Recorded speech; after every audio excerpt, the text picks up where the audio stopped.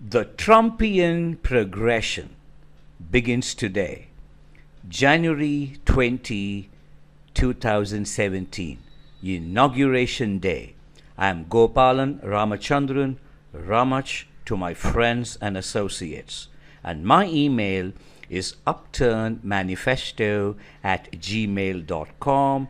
You could also write to me at indoiowan@gmail.com. The Trumpian backlash. I have to thank the venerable economist of London for having coined this adjective Trumpian. The Trumpian backlash is the past, caused by inappropriate economic policies, such as the failure to distinguish between cyclical attributes and structural attributes.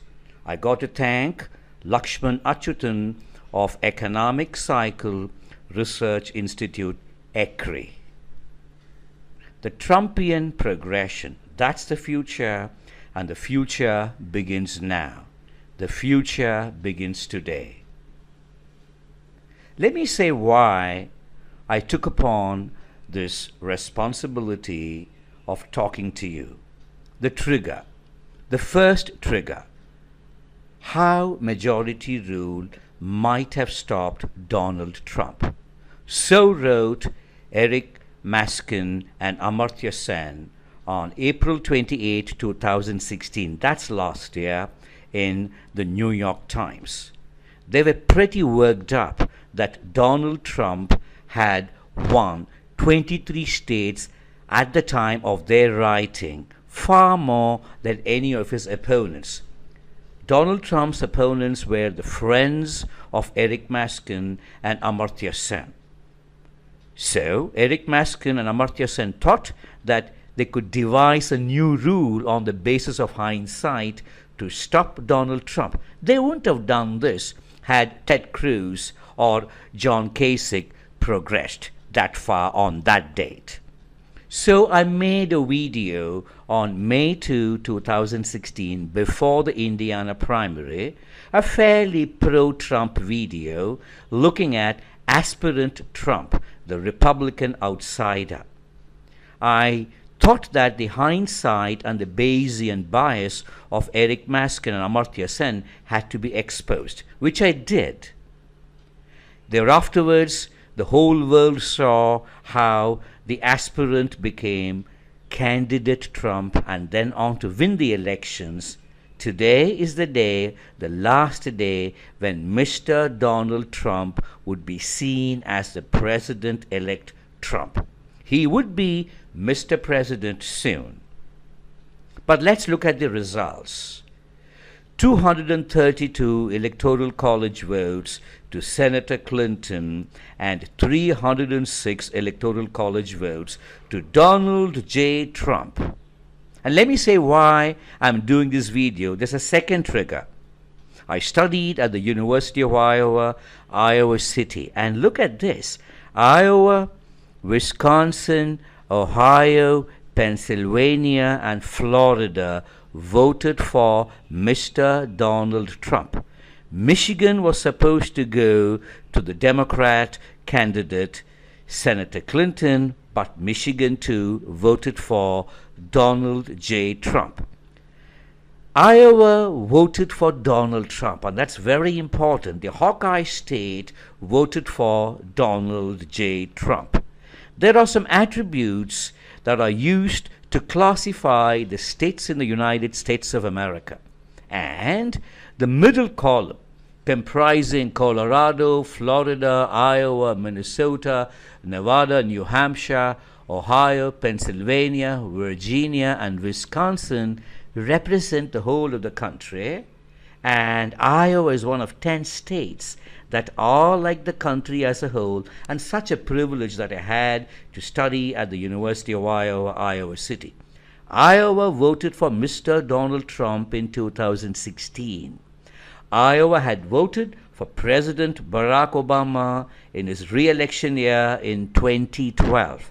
And in his first bid, Iowa voted for Senator Barack Obama in 2008. So Iowa represents the United States of America, and Iowa has voted for Mr. Donald J. Trump in 2016.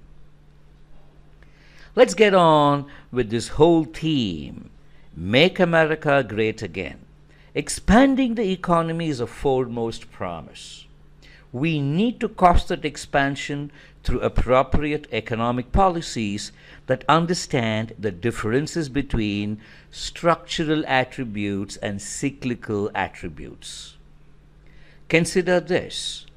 The recession has had a devastating impact on real median household income, which is still below the pre-recession median. We've got to pull it up by at least $1,000 per household as quickly as we can. But federal debt has been rising. While incomes at the level of households has been falling, federal debt has now risen to 105% of GDP from somewhere near 65% in 2008.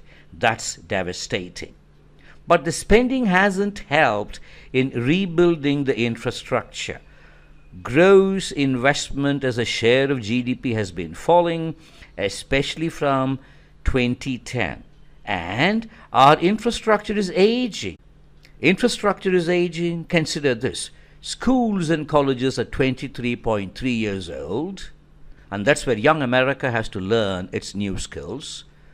Hospitals and nursing homes, pretty close to affordable healthcare, 27.2 years old. And what about energy? Power plants and lines, 24.4 years old.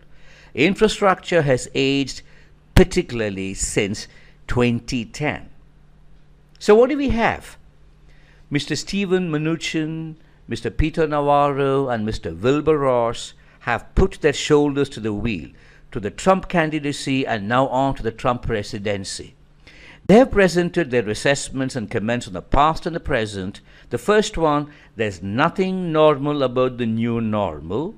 And the second one, the acceptance of slower and lower growth is unnecessarily defeatist. Let me recap. There's nothing normal about the new normal. The acceptance of slower and lower growth is unnecessarily defeatist. I've got to agree with them. My view, policy errors have caused the gloom.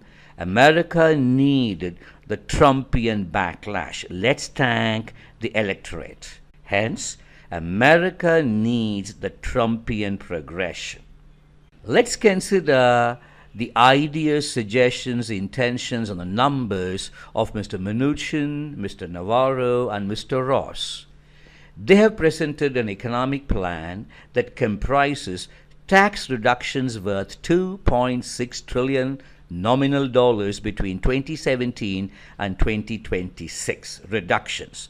And they expect to have tax revenues rises from trade reform, regulatory reform, and energy reform, but not enough to make up for the $2.6 trillion, so they also have spending cuts worth $0.226 trillion between 2017 and 2026. The overall Trump economic plan is revenue neutral, they assert. What tax neutrality means is tax rises will make up for the tax reductions, and the gap would be filled by spending cuts. But revenue neutrality will not trigger the Trumpian progression. Merely consider the social infrastructure, the scholarly and professional competence of young America. How would revenue neutrality serve these two objectives? The Trumpian progression needs to produce rising incomes, rising tax revenues, and rising spending. The Trumpian progression will have to be made possible through rising productivity and lower weighted average cost of capital. That's very important. So, what are the policy alternatives? Consider a 2x2 matrix. You can talk about tax cuts and tax hikes, spending cuts and spending hikes. I get 4 cells. The normal Republicans' policy mix. This comprises tax cuts and spending cuts. the normal Democrats' policy mix, this comprises tax hikes and spending hikes. And if America were to have its back to the wall, then it would have tax hikes and spending cuts. But the economy is not doing too bad. There's a resurgence. America now has its nose in the front, and I think it's time to have tax cuts and spending hikes. A combination of rewards, incentives, means, and facilitating investments will make it possible for America to have tax cuts and also to hike spending. That's my wish list for a Trumpian progression. And I know how to get there. America needs a Trumpian progression that comprises tax cuts and spending hikes, and I think I know how to get there. Thank you for watching this video. On to the inauguration. I'm Gopalan Ramachandran, and my email upturnmanifesto@gmail.com. Else you could be writing to indoiowan@gmail.com.